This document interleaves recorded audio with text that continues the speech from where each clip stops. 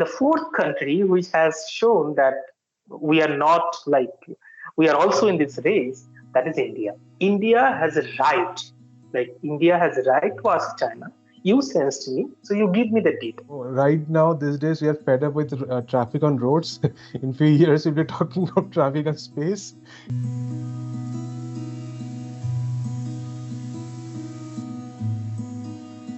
We are back again. Hello, everyone. So we have a very special guest with us. Before I tell you about his professional qualifications, which of course I would like to say that he's a very special person to me, right? And the reason I'm saying this, so George is meeting him for the second time today, I guess, right? So we belong to the same city, okay, which we realize after joining the same university. So both of us work at the same university. We have Professor Biswanath Gupta with us. He is an associate professor at the prestigious JGLS, Jindal Global Law School. And one of the reasons that we invited him is because of his area of work, which is pretty fascinating. So whenever we mention the words like space or say even refugee, right? And there are other words, right? But this keywords, when it comes to mind, what comes to our mind, right? When it is space, usually it's a science with tend to associate with, right? Chandrayaan and everything around. When you talk of refugee, we understand the problem that is going on around the world, but then for us, it's a humanitarian crisis or a social crisis. Have we ever thought about that these issues can also has a lot of legal legal entanglements with them, right? There are a lot of legal issues that are associated with those. So whenever I tell anyone that I know someone who works in space law, the first question that I get is that what happens in space law? And everyone understands that a lot of things happen in space, but then there's something called space law. When you talk of refugee, then it's a refugee law that is still okay, man. People, since there's human beings and everything involved, so that law perhaps is still more apparent. But in space, there can be law around that, really. So this is something which is fascinating, and that's the reason we invited Professor Biswanath Gupta with us to really talk to us and take us through what space law actually means. I mean, what are the kind of issues that you deal with when it comes to space law? Right. So the first question that I'll pose to you, Professor, is that in very simple terms, right? All of us are laymen, right? I mean, at least when it comes to space law, or even space for that matter, for most of us. Can you explain to us what happens in space law, right? What are the kind of issues, the challenges that you deal with when you talk of space law? Thank you, Professor Victor, and thank you, Professor George, for inviting me in this. Yeah, we have a special connection, as Professor Victor has just said, city connection. Most of us who stay away from home, whenever we find someone from the same city, it creates a special bond. Like most If of if us I have can if I can say we felt have that. a Gao Sure, connection, sure. Nilesh Mishra's Gao connection. That is. Yeah. Yeah. So the first question that you asked, that what is space law from the layman's context? See, space law is an area, mainly it started after the Second World War. We know that Second World War, the amount of devastation that it has brought to the mankind. Just after the Second World War, in 1957, though Russia and US both were trying to reach outer space prior to Second World War, but due to Second World War, there is some break in the space technological research. So just after the Second World War, in 1957, a remarkable thing happened. Russia suddenly launched a satellite called Sputnik 1 in October. US was preparing for launch, but Russia came first in that race. So suddenly Russia launched the Sputnik 1 into the outer space, and that actually triggered the starting of space law, basically. Uh, to exactly in the next year, US in response to Sputnik 1, they launched a satellite called Explorer 1. United Nations took these incidents very seriously because we know that the atomic bomb or other thing, that the devastation and the sufferings that it has created during the Second World War, and the world community has understood that space has the capability of creating such kind of devastation unless they regulate it. So technology, if it is goes unregulated, it can do the uh, biggest harm to the world. So just after the Sputnik 1 and in response to Explorer 1, international community thought let us sit together and set up certain regulation how to explore outer space. As I always say that space technology, nuclear technology, these are dual technologies. What do I mean by dual technologies? Basically, that these technologies are mainly developed in the context of military activities, like nuclear. The recent movie Oppenheimer, I think all of you have seen that movie. That movie shows how this nuclear technology was developed primarily for getting leverage in the Second World War. So same thing in outer space. The all the advanced countries thought that in case there is a third world war, what is the thing that will give them leverage? And obviously the outer space. Like if you install weapon in the outer space, it is easier for you to hit. Or if you have information from the outer space, it is easier for the country to like even to enter into the battlefield on Earth. So due to all those advantages, all the important countries are trying to conquer outer space. So United Nations, which is one of the important institution which was established just after the Second World War, and if you read the objective of the United Nations, it says that this institution or this international organization was established to secure or to secure the people from the courage from this courage of the Second World War basically. So to regulate the activities in the outer space, in United Nations has framed certain basic principles in case you conduct research technological thing in the outer space, how that thing will be regulated. What thing you are allowed to be outer space, what thing you are not allowed to do outer space. Or if you do technological thing in the outer space, what are the international law that you have to follow while launching satellite or if your satellite is already in the orbit, what will be its behavior? So that's in layman's language to regulate your space activities. I had a follow-up question to that. So, so you said space has this dual use, which is both constructive and destructive from a war perspective. What is the current status of militarization of space? Do countries already have, like we see in the sci-fi movies, do countries already have satellites which can launch a missile? Are there some satellites in space which have nuclear warheads on them? What's the current state as far as this is concerned? Yeah, George, that's I think a very important thing to discuss. That all the Hollywood movies, like starting from Star Wars to Thor, everyone, like we see there is a war in the outer space. So always there is a crisis in the outer space. So if there is even a crisis on Earth, it is space who is settling the things. Hollywood probably thinks much ahead in terms of technology, in terms of the crises that may happen in future. So yeah, militarization of space is very important thing. As I said that the the need for the space technology was military advantage. So when the space law was drafted, so that issue came before the countries, all the important countries, that whether space should be completely banned for military activities or there something should be allowed in the outer space for the military activities. So generally in international law, we divide international law into two parts. International law for the peacetime, international law for the wartime. So your space activities, whatever the space activities you are doing, the international law may be talking about the peacetime space activities. So military activities are allowed in the outer space activities, such as that you can install a satellite, which is military satellite, will give you information for military intelligence. Like recent, like in uh, Osama bin Laden case, I think we all have heard about that.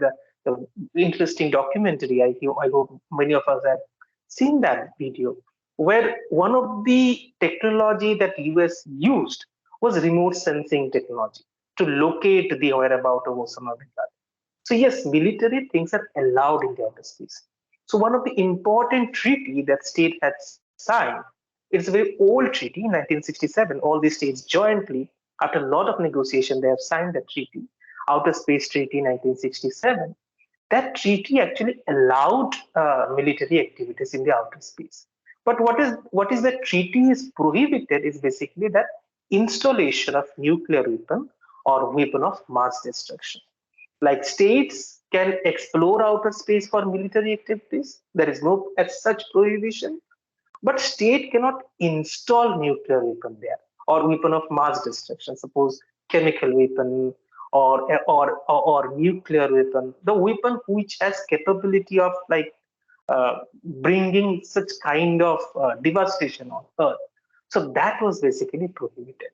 The third thing which was prohibited, like launching ballistic missiles. Like we cannot use space stations or satellite for launching such kind of missile, which may which can create a harm on Earth. So these are the things primarily prohibited in the outer space. Otherwise, remote sensing, telecommunication, we all know that government use telecommunication, remote sensing, GPS data to track all of us. Google can track anyone.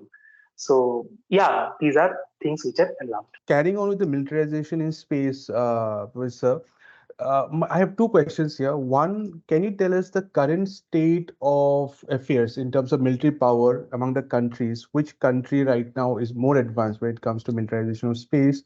And where does our country, India, stand in that mix? That's one. And the second question I had, and I'm just putting out right with this question, is that when it comes to deciding on these laws, right? Who decides this, right? Is there countries coming together? Is there a body who does that? How is this laws framed, right? And who are the, I mean, are the interests of the primaries, the secondary stakeholders taken into consideration, right? So yeah, these two questions I have. Okay. Uh, the first question that you have asked in terms of military capabilities, who are these countries who has fantastic military capabilities? Let me tell you that the though militarization of space was started initially, but there are two countries who are actually have real capabilities in the outer space. In if you talk about from the point of view of military, this is USSR, former USSR, and US. Later on, when some other countries started developing their space capabilities, such as India, China, to some extent France, so they were also interested. They are also interested in developing space military activities. Uh, to give a straight answer of your question, that obviously US is way ahead in terms of military capabilities in the outer space. Second, we can obviously say Russia and then China, and obviously India comes after that. Uh, like very recently, I was to just to refer you one very important incident. Uh, like there are two important incidents that triggered the debate that military capabilities in the outer space. One incident is when China and Russia very recently tested the anti-satellite missile. The anti-satellite missile is basically that a missile is launched from Earth and it is targeting one satellite in orbit. So it destroys that particular satellite. So that is a kind of a threat to the world peace because states are getting a capability by which they can destroy the satellite in the outer space. So, in response to China and Russia's anti-satellite missile capabilities, US has shown that they also have this similar kind of capabilities. Though we know that US has these capabilities even long before, but to show the entire world that we also have similar kind of capabilities, US has used this anti-satellite missile testing. Uh, the fourth country which has shown that we are not like we are also in this race, that is India. Uh, India is a very interesting case that when Pandit Jawaharlal Nehru, Homi J. Bhabha, and Vikram Sarabhai uh, started Indian space research or Indian space ambitions in 1960s, Pandit Nehru has clearly spelled out that the objective of Indian space mission is socio-economic development of our country. Vikram Sarabhai was often asked, like the country is a we where the poverty level is high, why we should like exploring outer space. Vikram Sarabhai is a very clear answer for that. See, the space will bring a lot of economic prosperity to us. And Vikram Sarabhai was correct. Like we have seen the remote sensing, telecommunication. These basically brought revolution in Indian financial system. So Indian space aspiration relating to military activities was very limited. Uh, India never had that kind of ambition to become a military superpower in this space. It was basically after 2000, India started thinking about why should not we also have military capabilities in the outer space. So first time officially in 2005, India launched a military satellite. Uh, I was also referring that about the ASAT, anti-satellite missile. So in 2015-16, India also tested the anti-satellite missile. So, but India's anti-satellite missiles capability, it was considered that it has a lower Earth orbit capability, LEO that we say, that it doesn't have that kind of capacity like China, Russia, or US. So, if we compare our military capabilities, probably we have not reached to that level like Russia, US, and China. The second important thing that is happening in militarization of the outer space, that is the space force. We all are aware that President Trump in 2018 suddenly declared that we are going to develop the space force. And that triggered another race. Russia, China, and then India. They also declared that we'll have our individual space force. So these are the two incidents that I'm referring. One is anti-satellite missile and the space force. These are probably taking us back to the 1957 when United Nations took cognizance very quickly that this is a space race and it is dangerous for the entire world. So they have regulated something. They have built some certain law so that they can regulate the space activities. This is the answer of the first question. Regarding the second question, that who framed the law, who are the framers of the space law? Space law is a special branch of international law. International law is basically a kind of gentleman's law, like cricket, gentleman's game. It states agree by themselves, like they voluntarily agree. It is a benefit for them as well, like they are surrendering some of their right. In return they are also getting certain bigger benefits. So all these states, they are the primary stakeholder of the international law, space law. So they meet together, they do negotiation, they do hard negotiation, like one of the negotiation, the recent hard negotiation that we have seen in climate change, the emission of carbon and other things. So in space law, they made a very hard negotiation, like how to do, what things should be included, what things should not be included. That are the negotiations they have done. So primary stakeholders of the state, they frame the law, and based on their law, conducts are decided that how state will behave in the outer space or what kind of activities they should do or they should not do in the outer space. But apart from states, we all know now non-governmental entities are also stakeholders in the outer space. Like we all know that Elon Musk, Virgin Galactic. In India, we have Earth to Orbit, Dhruv Space. These are some private companies who have ambition to reach outer space and to explore outer space for commercial benefits. So they are the second stakeholders in the outer space business, in the outer space activities. But the nature of international law is that it doesn't allow the uh, private entities to enter into framing of international law. International law is primarily made by the states. And once it is made, the private entities has to follow that. They may take part in the negotiation. They may be called for their valuable input. But when it comes to the lawmaking process, it is the state who decides the law. So the state has negotiated 5 important treaties. One treaty is Outer Space Treaty 1967. It's a very old treaty, but it is considered one of the Gita, Gita, Bible, Constitution for outer space activities. The second one is the Rescue of Astronauts, 1969. Then Liability Convention. This convention is basically in case you're doing space activities, who will bear the liability, correct? And the third one is registration, that whatever you send to the outer space, you have to compulsorily register the things. What is the material that you're sending? What kind of satellite it is, where it will be placed. So all the necessary information you have to furnish with the United Nations. And the last one is the Moon Treaty, that is 1979, the Moon Treaty. After Moon Treaty, like it is 1979, just after 1979, we know that Cold War was in the peak, and USSR was in the process of breaking down. So commercial enterprises are also rising that time, just after 1992. Uh, all the commercial things, states understood that space has a huge commercial potentiality. So they stopped treaty making. Since 1979, there is no treaty. A hard law we call. There is no hard international space law.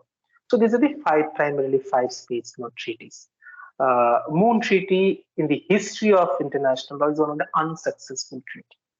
Otherwise, all the other five treaties, all the other four treaties are very successful. Moon Treaty is highly unsuccessful. People have not, a lot of countries, all the important countries, has not actually agreed to Moon Treaty. Yeah, that's the basic answer for the question that Professor has asked. Yeah. Okay, so I I had one follow-up question on this, and then a slightly different question. The follow-up question is, when these treaties are signed, who all are the stakeholders? Is it the entire UN, all the countries that are there in the UN, or is it only the countries which already have some sort of space capability? So, because if it is that, then it is inbreeding, right? They'll keep making laws which benefit them, while the rest, maybe some country in Africa, gets totally shaded out of the entire conversation. So the composition of the committees coming up with these treaties, that was one. And my second question is, before we go on to discussions about commercialization of space, we since we are talking about militarization, a related idea is uh, about personal privacy and spying through space. You mentioned about Osama bin Laden and that situation where his whereabouts and actions were being observed from space. Is there any law, or do individuals have any right to privacy when it comes to the satellite above looking at us? Okay. So regarding the first question, how these laws are basically framed, like United Nations has a huge role in framing this piece. As I have already mentioned that 1957-56. So just after the 1957 and 1958 situation, United Nations immediately formed a committee. The name of the committee was United Nations Peaceful Committee for the Outer Space Activities. That particular committee had two subcommittees. One subcommittee is called Subcommittee for Technological Things, and the second subcommittee was for legal things. So technological subcommittee was looking into the emerging technologies in the outer space, how those technology can be beneficial for mankind, or if some technologies are against the benefit of mankind, how that thing should be, what are those technologies to like identify those technologies. And the legal subcommittee was basically for framing regulations, like how we can have a sustainable outer space development. Something should not make unsustainable for even for the earth. So these are the two committees. UN committees are working very closely to make outer space activity sustainable.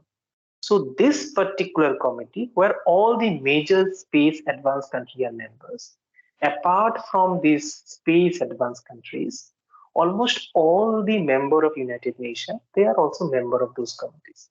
They have their representative in that committee. So that committee, legal subcommittee, was actually drafted these laws. The nature of international law, as I said, gentleman's law, that there are certain laws are framed. All of them are in negotiation. And after that, it is up to the country to like accept or reject that law. They have option like they may accept, they may reject. The beauty of international space law is that the first grand old law that I said, that 1967 Outer Space Treaty, that 120 countries have accepted that law out of 190 United Nations members. There are 195 United Nations member states are there. 120 countries has signed that particular treaty. They agree that we will abide by that law. Out of 120 countries, all the space advanced countries are there. Apart from space advanced countries, non like other countries who actually have not developed space capabilities, like as you mentioned, African countries, they are also like stakeholder in that particular treaty. So that was actually properly taken care of. This last treaty, as I mentioned, Moon Treaty, which was, as I said, which is highly unsuccessful because that treaty was not allowing the states to explore Moon for commercial purposes. As I said, state already understood that there is huge potentiality on Moon surface to explore Moon commercially. So when the treaty was actually uh, drafted by the legal subcommittee, when it was placed before the countries to like accept the treaty, there are only 20 countries who accepted those treaties. And those 20 countries, you will surprise to know those maximum of these countries are African countries who has a very little stake in the outer space. So that's why over the time we can say that Moon Treaty is completely abandoned. So that is the treaty making process in international space law. Regarding the second question that you have asked, that privacy issue, that's a very interesting issue in the outer space. I'll just let's compare this privacy issue with another incident. Like we all aware of drone, like drone that are used very frequently these days. One of the debate discussion around us regarding drone is privacy. That if you are flying a drone, it is breaching my privacy, and government is recognizing that, and that's why they are regulating the drone. That you have to take permission, you have to locate the things. You cannot use drone here and there. There will be fine. Different kind of regulations are there. We know regarding drone. So drone is we may say that it is protecting our privacy or protecting the secrecy of the state if some place is secured by the state. Uh, that's the one law. But international space law is completely against the entire idea of privacy. The question that you have asked, it was exactly the debate in 1970s when the International Legal Subcommittee was planning to draft a soft law basically, which is not binding, but state if they want, they can make it binding, something like that. Remote sensing principles. So the issue came before United Nations when they are framing remote sensing, because remote sensing is a key technology for sensing or privacy issue when we talk about the privacy issue. So international space law say freedom of exploration. Freedom of exploration, that means states are free to explore outer space. And that is the key of space technology. Because unless you give certain free hand, it is very difficult for the technology to grow. Uh, on the contrary, there are issues that if you allow that freedom of exploration, any state can sense anyone.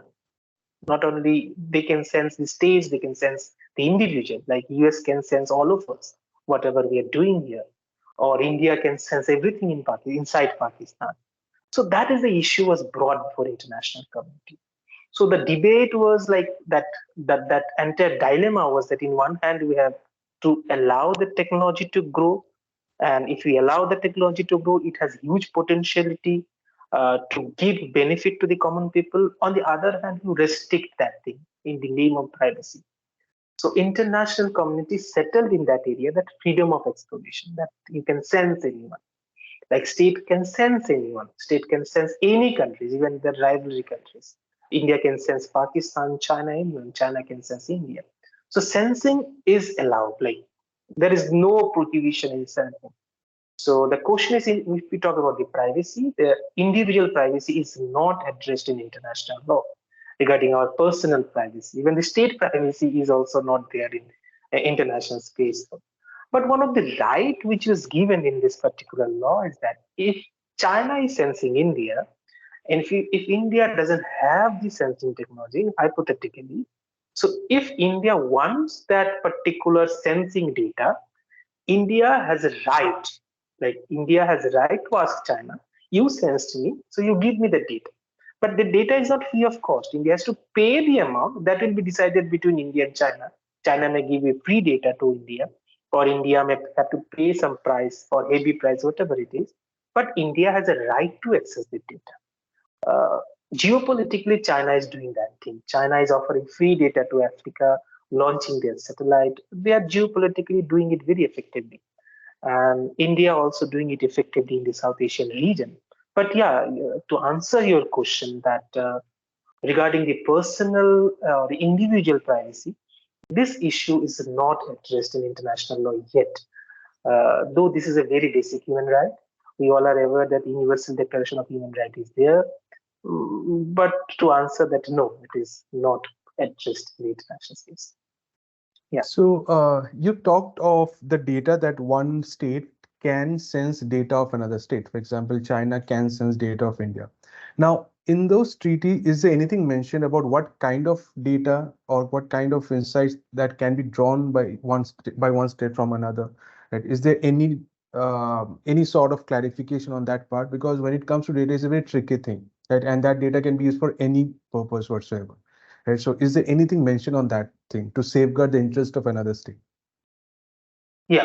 So that's very important question. That is there any prohibition in the sensing or not, or is there any limitation in the sensing or not? There are two principles that I have said, that freedom of space exploration, and in the initially I said that space there is no prohibition for the military use of outer space, except you cannot install nuclear weapon in the outer space. So state took that interpretation that you can sense everything, your nuclear plant, your naval plant.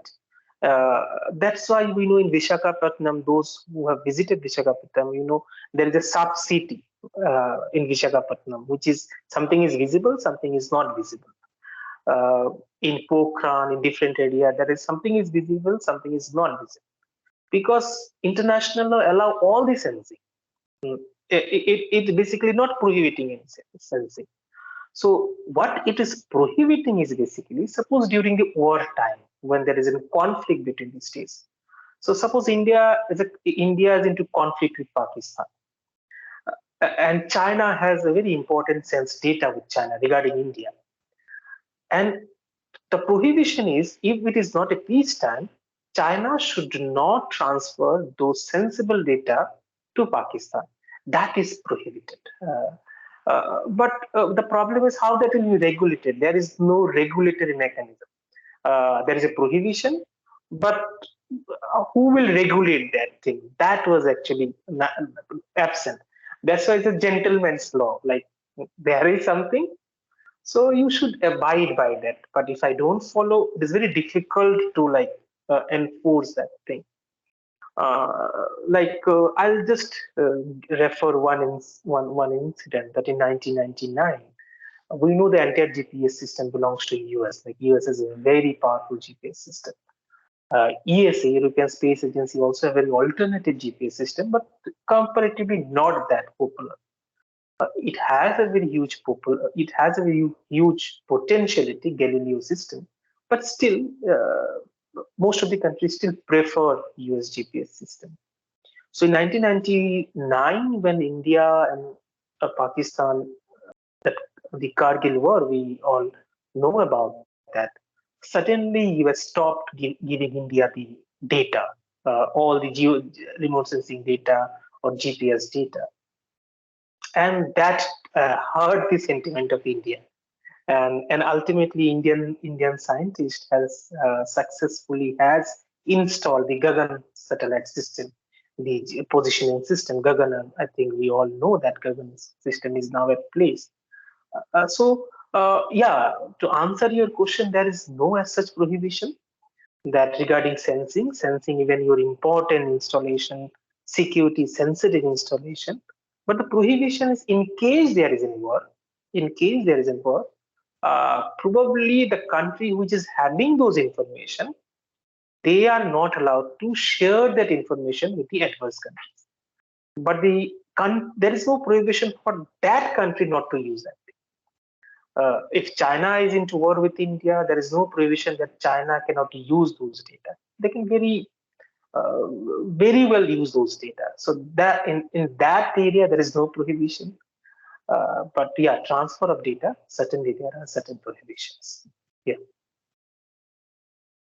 So moving on to the commercialization of space, and there was this very interesting differentiation that you brought about between the space belonging to everybody and the space belonging to nobody.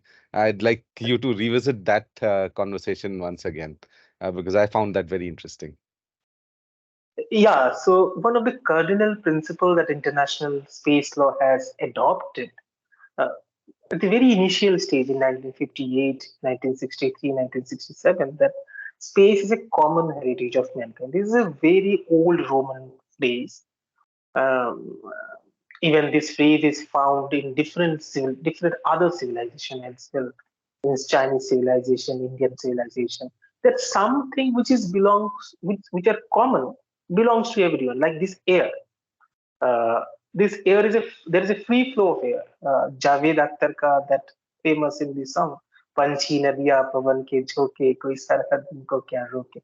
So that Javed Akhtar ka jo song, that song is air doesn't belong to any country. It flows from India to Pakistan. There is no filter in the border of India Pakistan that India air cannot go.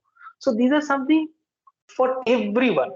Like if I don't like Victor, तो ऐसा नहीं कि Victor the air that he is releasing, I'll not inhale those air. So it belongs to everyone. So we all can inhale, uh, we can take, we can or release those air. So it's something similar to that, like space, high sea, the Antarctica, the outer space, this belongs to everyone. When I say everyone, I do mean that it not only belongs to state, it also belongs to the individual. Because space is for all, like we all are the beneficiary of outer space. Ultimately, the law is for the benefit of common individual. So space belongs to everyone. Like if we talk about the telemedicine, distance education, reaching education to the cornerest part of India, or telemedicine reaching health facilities to the from Porbandar to Kohima. So we need it has that kind of capability. It has that kind of like concept that it belongs to everyone. So that's why the debate was basically whether space belongs to everyone or it doesn't belongs to anyone. That ek hota hai, it doesn't belongs to anyone or something which belongs to everyone. So the concept in Roman sentence, we say that res nullis and res communis. Res communis belongs to everyone, and res nullis is basically belongs to no one. Now the debate is which thing space should adopt, res communis or res nullis. International law of the sea, Antarctica, these are the law which developed prior to outer space. We know law of the sea, one of the oldest international law, from the Vasco da Gama, even Mesopotamia's, the Harappans, they all used sea route. So sea law is the oldest law on earth. Business and sea law, international business law and the law of the sea, these are the oldest law in human civilization. So Antarctica, air, and the sea, they adopted the res communis. They found this is a more workable principle. Like res nullis is basically which belongs to no one. So suppose if a particular room belongs to no one, if I am Vasco da Gama, I reach there. Like what happened, the colonial power, what they did basically. They thought that this land belongs to no one. So I am Vasco da Gama, Columbus, I reached there first time. So this land belongs to my country. So that's very problematic concept. On the contrary, the res communis is saying that it belongs to everyone. So though it is an empty space, no one is claiming right over that. No individual is claiming right over that. but it belongs to everyone. So if I reach there, that doesn't mean that that particular area belongs to me. I'll take one more instance. Like we all know, the Neil Armstrong is the first man who landed on moon. If you remember that video, like what Neil Armstrong did when he first time landed on moon, he planted a US flag there. Or those who go to Mount Everest, what they do, they plant their a national flag there. So, what is the deep thinking behind that planting national flag? That yeah, now we reach there, we are the owner of that thing. So just imagine Neil Armstrong, if the first time he went there, he planted his flag there, then entire moon belongs to US, and that's very problematic thing. So to stop that kind of thing, आप अपना झंडा जितना भी गाड़ लो, but that land doesn't belong to you. That those today maybe in 1969 you have reached moon. Now in 2030, we will also reach to the moon. Indians will also reach to the moon. So India and US both have similar kind of right that to explore moon, explore outer space. To avoid conflict, that whoever comes first, he has right over that. It that you come late, no problem. Uganda is, I think, they have nothing space technology today. So then you know that Uganda may reach outer space in 2070, 2080. So not to deprive Ugandia people, that whoever reaches outer space, it belongs to you. Already your rights is recognized there. So you may be a little late, but that doesn't mean that you are excluded from that. So that is the res communis principle. But this res communis principle has certain problem, inherent problem, that it is very chaotic. Like if I say this particular chamber belongs to no one, so we may all come to that chamber and started fighting with each other. This place belongs to me, or I am the different kind of chaos may start. So there the function of international law, not to make a chaotic situation. You come first, come last, no problem. You all have space there. You all have certain thing to do there. So that is the function of space law here. So this is the concept of common heritage of mankind, or the Latin version, res nullis and res communis. Yeah. Right. So, okay, now since we have covered this aspect of space, let's now come to the commercialization of space. So we have a lot of billionaires who are having a keen interest on space, right? Yes, Elon Musk calls it life, intraplanetary life, right? And there are other notions that he puts out, theories.